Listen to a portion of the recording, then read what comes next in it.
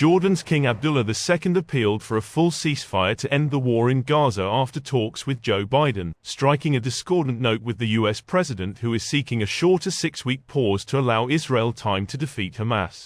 Speaking at the White House with Abdullah by his side, Biden said civilians in the southern city of Rafah must be protected as Israel considers a ground incursion, while the Jordanian warned against any offensive at all.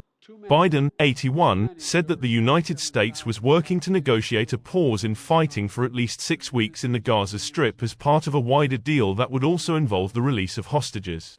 Continued escalation. "We need a lasting ceasefire now.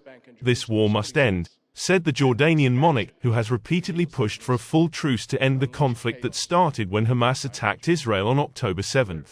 In his first face-to-face meeting with Biden since the attack, Abdullah said the world cannot afford an Israeli attack on Rafah. "It is certain to produce another humanitarian catastrophe. We cannot stand by and let this continue." The United States has consistently refused to call for a full ceasefire, saying that it backs Israel's drive to defeat Hamas, and calling for shorter pauses with hostage deals instead.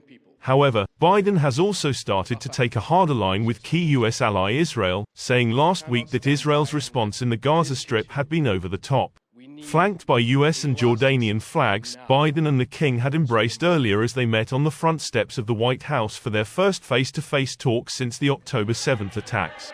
Washington is the first stop of a tour by the Jordanian King that will also take in Canada, France and Germany, amid mounting international efforts for a deal to pause fighting in Gaza and free hostages held there by Hamas.